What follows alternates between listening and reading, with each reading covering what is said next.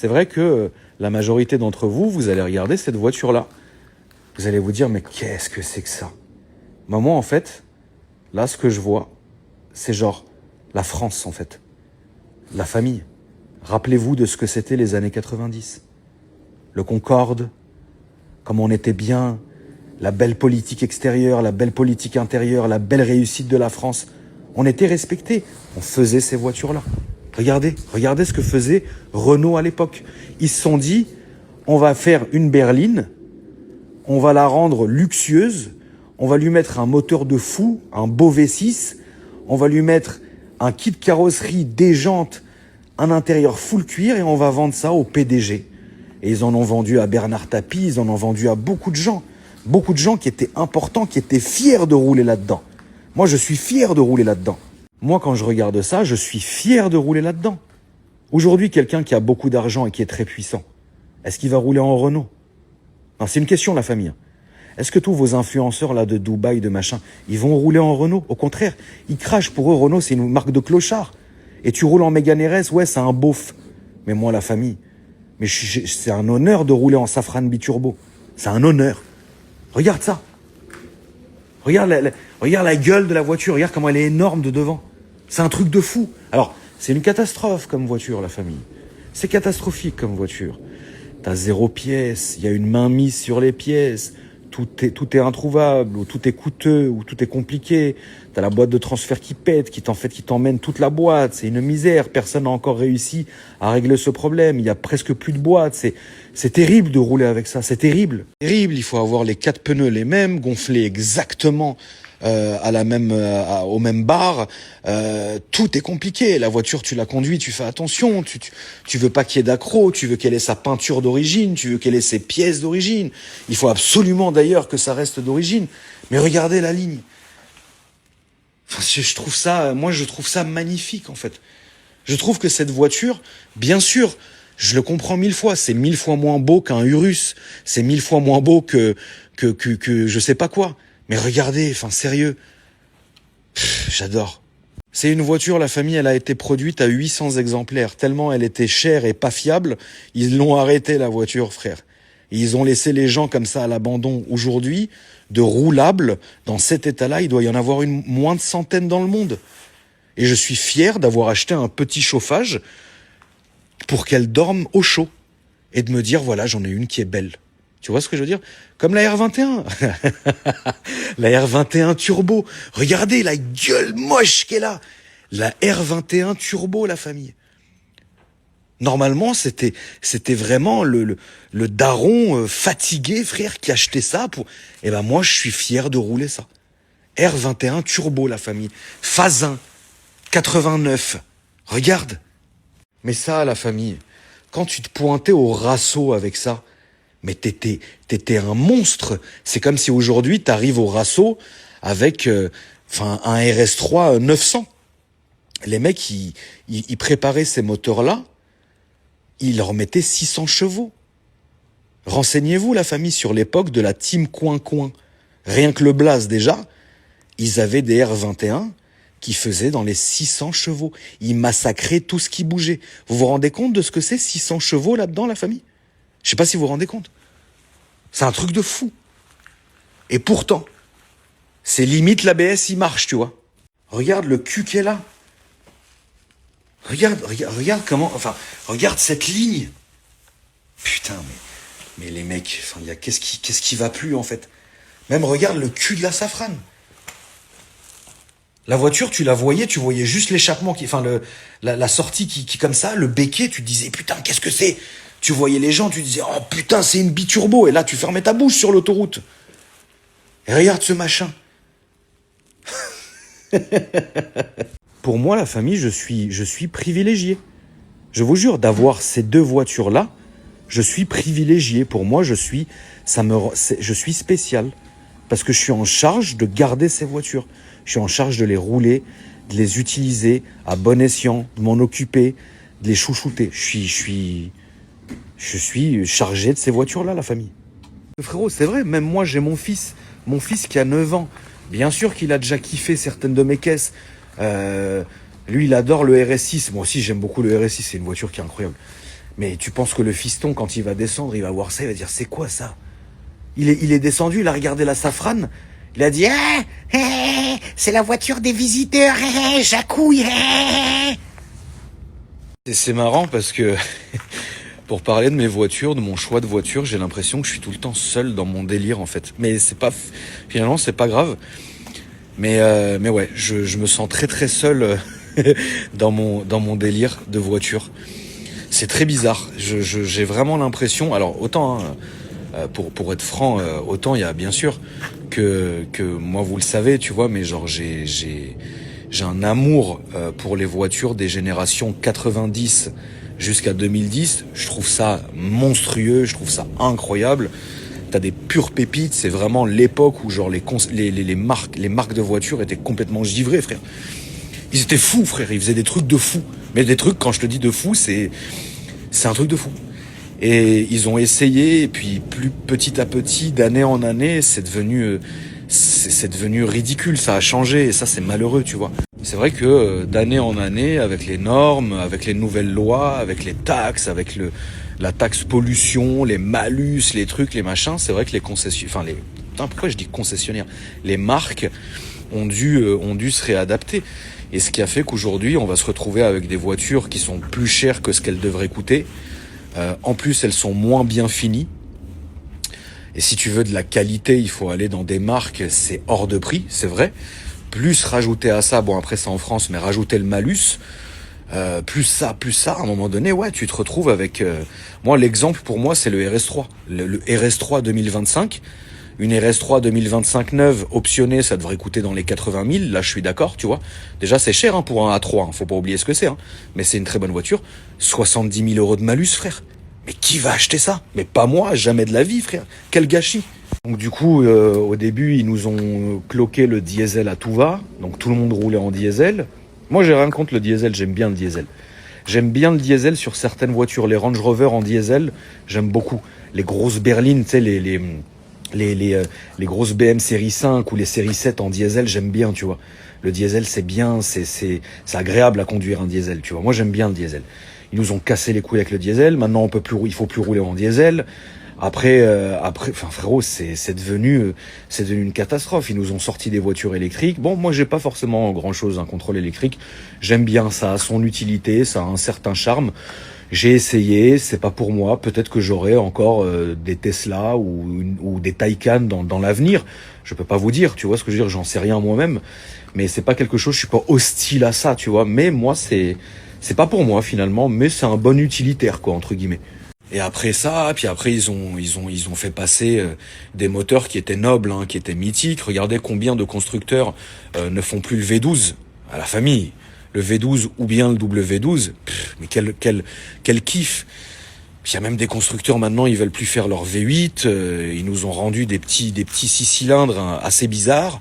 Puis ensuite on est passé aux 4 cylindres, enfin tu vois, j'ai à un moment donné, enfin je trouve ça fou. L'exemple du C63, la famille, l'exemple du mythique C63, qui avait son beau V8 Atmo, puis ensuite ils ont commencé à nous faire mettre des turbos. Alors, j'ai rien contre les turbos, moi j'aime bien les V8 turbo compressés, je trouve ça incroyable. Et maintenant c'est un 4 cylindres qui fait la taille d'une boîte à chaussures et qui va péter dans 20 000 km. Enfin c'est un truc de fou. C'est pas la réalité, mais bon tu m'as compris, tu vois, c'est très étrange l'automobile maintenant. Mais moi je suis vraiment resté bloqué à cette sainte époque, comme je l'appelle, tu vois. Les gros V8, les V8 Atmo, les V12, les W12, même les V6, tu vois, des beaux V6 qui sont nobles, les beaux intérieurs bien travaillés, la belle matière bien solide, le cuir qui est propre, qui est durable, etc. Aujourd'hui, c'est de la merde. Il y a des très belles voitures, elles sont tout à fait fonctionnelles, elles sont magnifiques, les gens se branlent devant, c'est très bien, je suis le premier à le faire. Mais tout l'électronique embarqué, ça déconne, le tactile, ça déconne, ça déconne. Le cuir, tu montes 2-3 fois dedans, il se fend en deux. T'as des bruits parasites, des voitures des années 90, frère, t'as aucun bruit parasite. Une voiture de 2025, tu montes dedans, tu t'assois, tout craque. Qu'est-ce qui se passe, frère? Après, voilà, c'est vrai que, bien sûr, que j'ai rien du tout contre des modèles de 2020, 2018, 2025, voilà, c'est très bien parce que c'est comme ça. Et puis, d'une certaine manière, t'es obligé de vivre avec ton temps. Même si j'ai des voitures, même si j'ai des Youngtimers et que j'adore ça, bon, rouler tous les jours là-dedans, non. Tu vois, c'est non.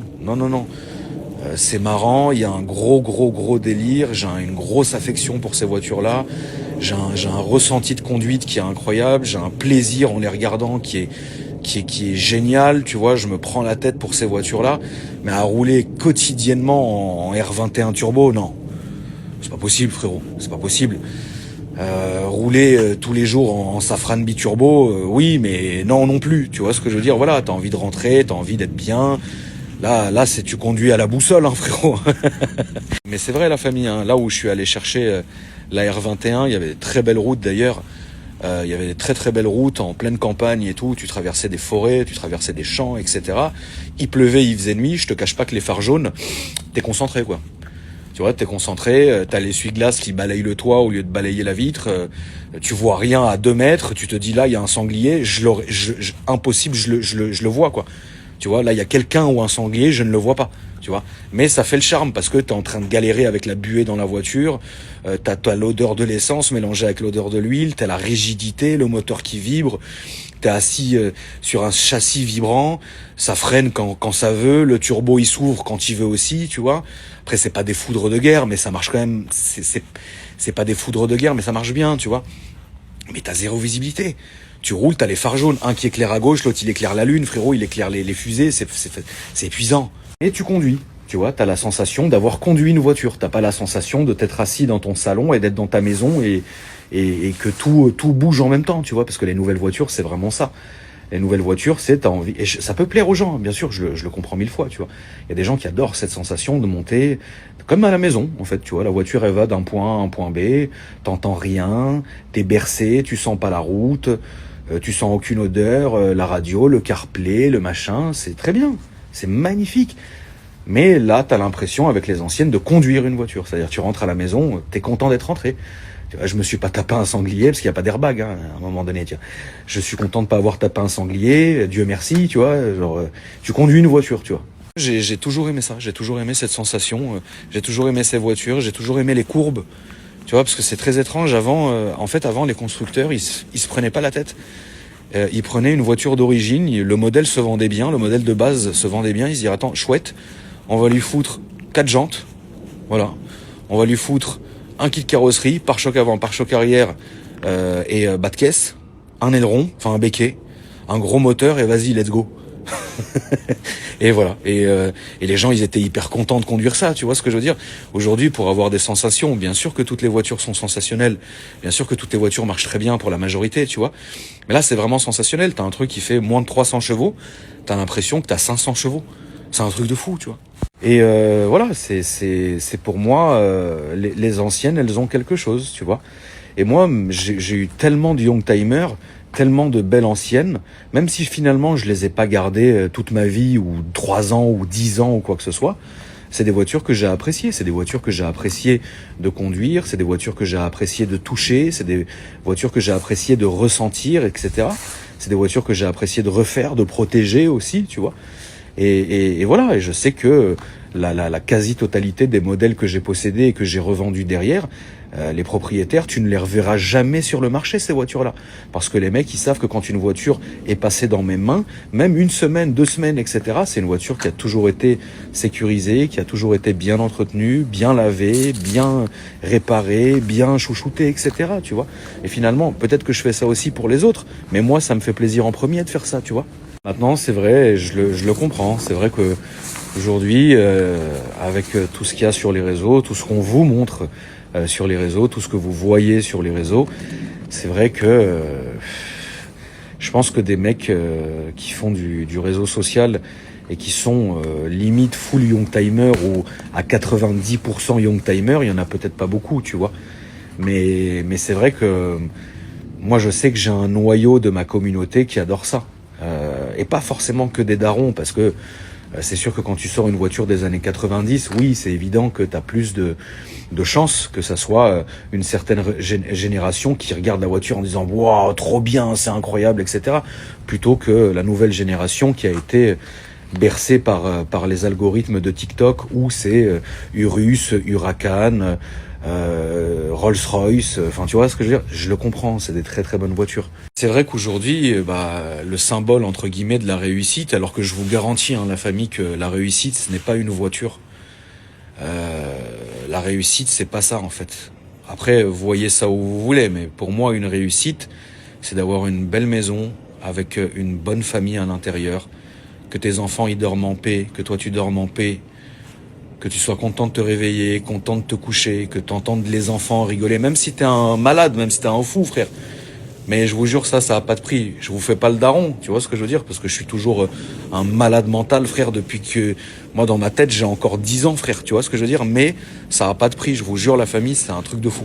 Ça a pas de prix de voir ses enfants, de dormir le matin, de voir ses enfants, de coucher ses enfants, de les rassurer en pleine nuit. En plus, moi, je dors jamais. Donc t'inquiète pas que les gamins, quand il y en a un qui traînasse dans le couloir, papa, j'ai peur. T'inquiète pas, papa, il veille. Pour moi, c'est vraiment hyper important. C'est genre la priorité. Tu vois, d'avoir un beau foyer, d'être bien. Bien sûr, l'argent, c'est important. L'argent, c'est le nerf de la guerre. L'argent fait 80 à 90% de la bonne humeur des gens. Je vous cache pas, ça c'est sûr. Après, il y a des problèmes, c'est évident. T'auras peut-être pas les mêmes problèmes que les autres, t'auras peut-être pas les mêmes problèmes financiers que les autres, mais t'auras d'autres genres de problèmes, tout aussi chiants d'ailleurs, tu vois ce que je veux dire? Ou même d'ailleurs plus chiants, parce que, vous le savez, l'argent, ça attire la convoitise, le niveau de vie attire la convoitise, et quand il y a convoitise, il y a danger, et quand il y a danger, il y a risque, etc. Après, vous connaissez, on en a tous, enfin moi j'en ai fait les frais, peut-être que certains et certaines parmi vous ici qui m'écoutez en ont fait aussi les frais. Tu vois ce que je veux dire? Mais après, on peut pas vivre comme un reclus, comme ça. Non, c'est à un moment donné, il faut vivre, il faut être préparé à beaucoup de choses. L'avenir, malheureusement, il est pas tout beau, tout rose. Et ça, je vous le dis depuis peut-être plus de 2 ans maintenant. Même si on sait et on le sent et que l'avenir sera sûrement très compliqué à certains niveaux, tu vois, faut pas non plus s'empêcher de vivre. Parce que finalement, ce qui nous reste, la famille, et ce qui nous restera, c'est les souvenirs. Vous pouvez pas savoir comment ça va tourner. Si à un moment donné il y a une guerre, si à un moment donné il y a quelque chose d'autre, si à un moment donné, on peut pas savoir. Croyez-moi, on sera content d'avoir vécu ces moments-là. Tu vois ce que je veux dire? Donc il faut les vivre quand on peut le faire, bien évidemment, tu vois. Parce que c'est vrai que c'est facile de dire ouais, faites ça, machin. Toi t'es là, frérot, tu galères le 5 du mois, t'es déjà à découvert, tu sais pas comment bouffer. Oui, c'est vrai que assis sur mon cheval, c'est très facile à dire oui, mais fais-toi plaisir, etc. Non, je suis très conscient, je suis très conscient de ce qui se passe chez les autres. Ça, vous en faites pas. C'est pour ça que maintenant, moi, je me fais plaisir. Et pour en revenir aux voitures, j'achète vraiment ce que j'ai envie d'acheter, tu vois. C'est vrai qu'avant, ça m'est aussi arrivé pendant de nombreuses années, juste avant la coupure des réseaux sociaux, parce que je n'y voyais plus l'intérêt. En fait, j'en venais à acheter des voitures, soit pour épater mes potes, soit pour épater la galerie sur Instagram et sur les réseaux. Enfin, finalement... Et c'est même pas finalement des voitures que je conduisais plus que ça, parce que moi, vous savez comment je suis, vous savez comment je fonctionne. Je vais avoir une voiture sur laquelle je vais me focaliser, les autres, elles dorment dehors, et ça a toujours été le cas. J'existe pas depuis la création d'Instagram, J'existais avant, je vous rassure, tu vois. J'ai toujours été comme ça, j'ai toujours fait ça, mais c'est vrai que oui, pendant des années, j'achetais en fonction peut-être un peu trop des autres, tu vois ce que je veux dire? Ah, qu'est-ce qu'ils vont dire? Ouah, ils vont kiffer, ouais, ils vont machin. Puis au final, qu'est-ce que ça a changé dans ma vie? Rien. Je pense que l'avis des autres est important d'une certaine manière, tu vois, mais après, une fois que tu as confiance en toi, tu te fais plaisir toi. Tu sais, il y a cette phrase qui est banale, mais qui est réelle, qui même me suivent. Tu vois ce que je veux dire? Après, oui, c'est vrai que notre lien principal, c'est les voitures. Si demain, je vous disais, bon, j'ai réfléchi, j'arrête l'automobile et je me concentre au vélo. Alors, il y en a qui vont rester, mais la majorité, vous allez vous barrer. Vous aurez peut-être raison d'ailleurs, mais ce qui nous unit, c'est les voitures. Mais moi, depuis quelques années maintenant, j'achète vraiment ce qui me fait plaisir. Ça me fait vraiment plaisir, en fait, de temps en temps, d'acheter des vieilleries. C'est très important pour moi, les vieilleries, parce qu'au moins, ça te maintient éveillé, parce que tu tournes comme un fou sur eBay pour trouver la pièce, tu tournes comme un fou dans les forums pour trouver le problème, tu fais jouer de tes relations, de tes connaissances, tu tombes sur des mecs qui sont incroyables, qui vont te donner des coups de main. Même la famille, qui vous dit qu'aujourd'hui, on n'arrive pas à un tournant et que finalement, on pourra peut-être pas profiter pendant quelques années, tu vois ce que je veux dire? Vous pouvez pas savoir. Vous pouvez pas savoir. Moi, je me rappelle, tu sais, je vous avais fait une vidéo il y a 1 an et demi, à peu près, ou un peu moins, un peu moins. Je vous avais dit, vous allez voir la famille, la suite du menu, va falloir la digérer, quoi, tu vois, elle est pas ouf. Et il y en avait plein qui m'avaient repris sur TikTok, et les commentaires des gens sur TikTok qui sont les pauvres, tu vois, j'insulte personne, mais c'est pas des gens qui sont, comment dire, c'est des gens qui sont lobotomisés, malheureusement, tu vois. Et maintenant, je commence à avoir l'inverse, en fait. Ah ouais, putain, on aurait dû écouter tonton. Ah ouais, mais tonton, quand il a dit ça, en fait, il parlait de ça, mais machin, tu vois. Donc moi, quand je vous dis, la famille, que mieux vaut se faire plaisir maintenant, c'est pas pour rien, quoi. Mais tu sais, ça, c'est toujours le même truc, tu vois. Le problème, en fait, c'est que les gens, ils ont pas envie, le porteur de mauvaises nouvelles, il sera toujours caillassé. Parce que finalement, tu as déjà ta vie qui est comme elle est, t'as pas envie qu'on vienne, en plus de ça, te dire, bon, bah, frérot, d'ici quelques mois ou d'ici quelques années, bah, ça va pas être la même, tu vois. Donc commence à faire un stock de pâtes. Bah, en fait, la majorité n'ont pas envie d'entendre ça. La majorité, ils ont envie de voir des culs, des voitures, des Lamborghini russes, Dubaï, les levées de soleil paradisiaques où ils iront jamais, et moi non plus d'ailleurs. C'est ce qui nous fait rêver. C'est normal, on a envie de rêver un peu, tu vois. Mais après, une petite dose de réalité, ça fait pas de mal. Alors bien évidemment, faut pas non plus écouter tout ce qu'ils disent aux infos, parce que bon, bah, le but, c'est de te faire peur, quoi qu'il arrive, te maintenir dans un climat de peur, pour ensuite t'emmener comme un petit mouton qu'on emmène à la promenade tous les matins. Ça, il faut pas, tu vois ce que je veux dire. Mais il faut être clairvoyant, quoi. Donc, selon ces moyens, selon ce que vous pouvez faire, bien sûr, ayez une petite réflexion. Réfléchissez et faites-vous plaisir, tu vois. Et personne, n'écoutez pas ce que les gens diront, puisque finalement, les gens ne seront jamais contents. Voilà. On dirait, en fait, c'est un truc de fou. Quand tu te balades un peu sur les réseaux sociaux des uns et des autres, tu vois que il y a toujours, genre, le mec, c'est la science absolue. Tu vois. Et alors, en fait, tu regardes le mec, il est chez lui depuis son canapé. Donc, c'est moi qui le paye, hein, avec les impôts, hein, bien évidemment, mais ça, c'est vendu avec, tu vois. Le mec ne fait rien. Il est sur son canapé, il a tout eu, lui, il aurait fait ça, lui, il aurait acheté cette voiture, mais finalement, le mec ne fait rien. Tu vois. Nous, on vit le truc, tu vois. Donc finalement, achetez ce que vous avez envie d'acheter, la famille. Demain, tu as envie d'acheter une voiture et tu te fais pourrir sur les réseaux sociaux, ben, c'est pas grave. Tu l'as acheté, c'est toi qui l'as payé. C'est pas celui qui a commenté « Ah, moi, j'aurais pas pris ça, mais frérot, qu'est-ce que tu t'en bats les couilles ?» Alors bien sûr, ça fait jamais plaisir, tu vois, mais en vrai, balèque. Et moi, mes choix de voiture, plus les années passent, plus ça devient très particulier, tu vois. Parce que justement, je me fais vraiment plaisir. J'écoute mon cœur, c'est un truc de fou. À quel point, là, on dirait pas que je suis excité et que je suis content parce que je suis mal luné et que j'ai appris une mauvaise nouvelle qui m'a énervé depuis l'après-midi, tu vois. Mais regarde, quand j'ouvre mon garage, ça me fait... c'est incroyable, frère. Mais bon, après, je pense que chacun voit midi à sa porte. Vous savez, je parle beaucoup avec ma communauté depuis des années, depuis très longtemps. C'est une erreur d'ailleurs, hein. J'aurais pas dû faire ça en fait. J'aurais dû faire comme toutes les personnes connues en fait et donner l'heure à personne. Mais le problème, c'est que quand tu es très proche de ta communauté, il y en a beaucoup qui en profitent, très souvent à mauvais escient. Il y en a beaucoup qui sont méchants. Il y en a beaucoup, quand à un moment donné, tu arrêtes de leur répondre, ils ont le démon, ils comprennent pas. Enfin, tout ça est humain et je peux le comprendre, mais j'aurais dû faire comme les autres, en fait, dès le début. Ne parler à personne, ne donner l'heure à personne, tu vois. Et le problème, c'est que moi, j'ai fait tout l'inverse, en fait.